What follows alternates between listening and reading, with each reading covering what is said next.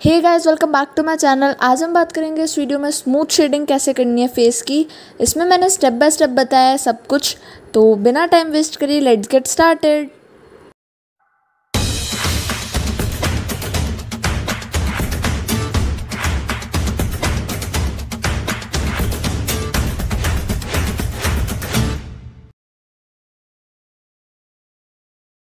तो मैंने यहाँ सबसे पहले आउटलाइंस कर ली है एंड मैं 4B पेंसिल का यूज़ कर रही हूँ आउटलाइंस को डार्क करने के लिए।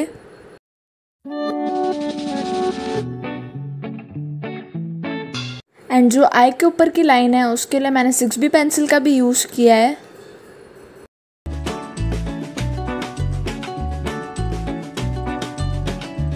और अब आईब्रोज हम बनाएंगे, 6B पेंसिल से ही बना रही हूँ मैं यहाँ पर। तो आपको छोटे छोटे स्ट्रोक्स लगाने हैं बस आईब्रो के लिए।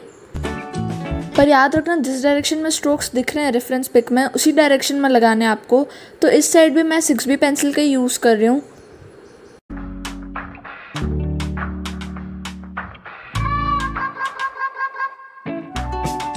एंड फिर से 4B पेंसिल से आउटलाइंस डार्क कर लिए एक बार मैंने।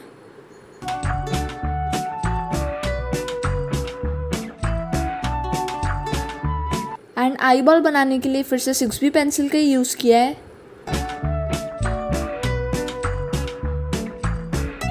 तो गाइज दोनों आईब्रोज को ब्रश की हेल्प से ब्लेंड कर लेना। इसमें पेपर स्टम्प का यूज़ मत करना ब्लेंड करने के लिए, नहीं तो आपके सारे स्ट्रोक्स बिगड़ सकते हैं। एंड ब्लेंड करने के बाद याद रखना आपको उसको फिर से शेड करना पड़ेगा, मेरा मतलब फिर से उसके ऊपर स्ट्रोक्स लगाने पड़ेंगे जो मिट गए। अब मैं यहाँ HB पेंसिल का यूज़ कर रही हूँ शेड करने के लिए। हम फेस की शेडिंग हमेशा HB पेंसिल से ही करते हैं सबसे पहले स्टार्ट। तो जहाँ पर नोज़ पे हाईलाइट है मैं वहाँ पर शेड नहीं करूँगी, वहाँ पर ऐसे ही प्लेन छोड़ देना है हमको। बाकी सारी जगह हल्का हल्का शेड कर लेना है। आपको ना ज़्यादा प्रेशर लगाना है ना बहुत कम, आपको नॉर्मल प्रेशर के साथ एक बार ऐसे ही शेड कर लेना है। एंड साथ साथ याद रखना जैसे मैं यहाँ पर एक्सप्रेशंस थोड़े डार्क कर रही हूँ वैसे आपको लाइंस डार्क करती रहनी है बीच बीच में, नहीं तो आपके लाइंस मिट जाएगी शेडिंग ब्लेंडिंग की वजह से। अब मैं यहाँ पेपर स्टम्प का यूज़ कर रही हूँ ब्लेंडिंग करने के लिए। अगर आपको भी स्मूथ शेडिंग चाहिए तो आप भी पेपर स्टम्प का यूज़ करना।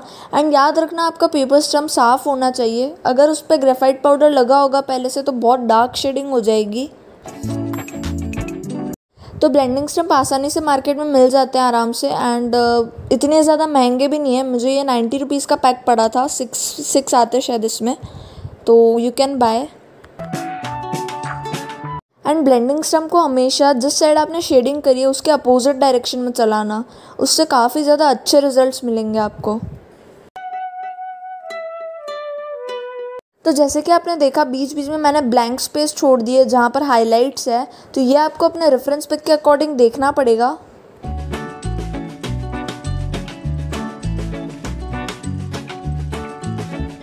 अब जब आपकी ब्लेंडिंग कंप्लीट हो जाए तो इस बात का ध्यान रखना आपको वापस से जो पार्ट्स मिट गए थे ब्लेंडिंग की वजह से वो डार्क करने पड़ेंगे।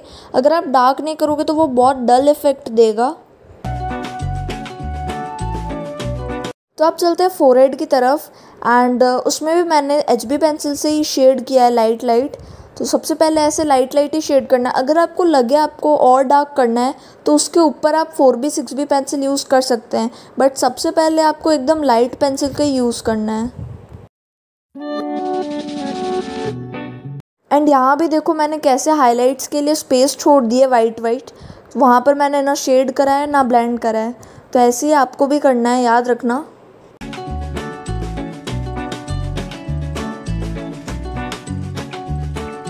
एंड अब मैं यहाँ टॉम्बो इरेज़र का यूज़ कर रही हूँ। मैंने होममेड टॉम्बो इरेज़र बनाया था तो मैं उसका यूज़ कर रही हूँ यहाँ पर थोड़े और हाइलाइट्स क्रिएट करने के लिए। तो आपके पास जो भी अवेलेबल हो आप उससे कर सकते हैं हाइलाइट्स क्रिएट। एंड जैसे कि मैंने बोला है बार बार आप आउटलाइंस डार्क करते रहना, नहीं तो आपकी मेहनत बिगड़ जाएगी पूरी।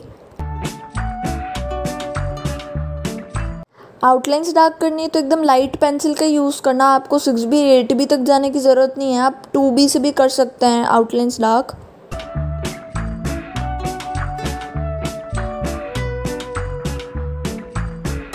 तो आप टीथ बनाने के लिए सबसे लाइट पेंसिल जो आपके पास हो उसका यूज़ करना।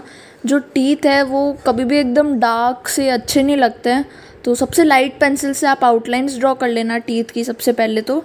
एंड उसके बाद जो ये डार्क एरिया मैं बना रही हूँ यहाँ पर, ये काफ़ी ज़्यादा इम्पॉर्टेंट रहता है।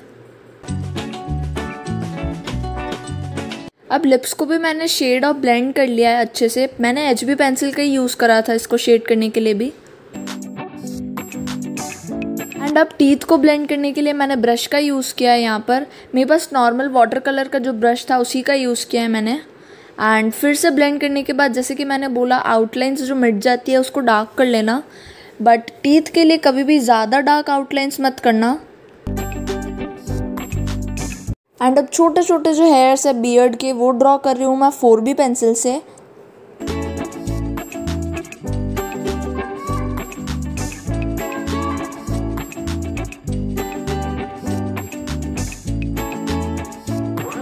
तो जब चिन का पार्ट है वहाँ पर भी मैंने HB पेंसिल का यूज़ किया है शेड करने के लिए। तो ये आपको देखना पड़ेगा कि कहाँ पर शेड डार्क है, लाइट है, कहाँ पर आपको स्पेस छोड़नी है। तो ये सब आपको अपने रेफरेंस पिक के अकॉर्डिंग ही देखना पड़ेगा, और आपको पेंसिल्स भी उसी के हिसाब से चूज़ करनी पड़ेगी कि आपको डार्क पेंसिल चूज़ करनी है या लाइट, आपके शेड के हिसाब से। एंड गाइस, ब्लेंडिंग स्टम्प को कभी भी एकदम प्रेशर के साथ यूज़ मत करना। अगर आप लाइट यूज़ करोगे बहुत देर तक तो वो आराम से अच्छे से ब्लेंड होगा और बहुत ही ज़्यादा रियलिस्टिक और स्मूथ शेडिंग होगी। तो अब नीचे के बियर्ड भी बना देंगे। छोटे छोटे हेयर्स ही है तो उसके लिए मैंने 4B पेंसिल का ही यूज़ किया है। ज़्यादा डार्क ग्रेड की पेंसिल का यूज़ करने का मतलब ही नहीं है। एंड इस बात का हमेशा ध्यान रखना कि जब भी आप बियर्ड, हेयर या आईब्रो बना रहे हैं तो उसको ब्लेंड करने के लिए आप ब्रश का यूज़ करना, पेपर स्टम्प का यूज़ मत करना। नहीं तो आपने जितने भी स्ट्रोक्स लगाए थे हेयर्स ड्रॉ करने के लिए वो सब ब्लेंडिंग स्टम्प से मिट जाएंगे, एकदम से ब्लेंड हो जाएंगे। तो ये इस बात का ध्यान रखना। एंड ईयर ड्रॉ करने के लिए मैंने सिर्फ ब्लेंडिंग स्टम्प का यूज़ किया। मैंने कोई शेडिंग नहीं करी थी। जो ब्लेंडिंग स्टम्प पे पहले से ग्रेफाइट लगा हुआ था उसी का यूज़ कर लिया। तो ऐसा आप भी कर सकते हो।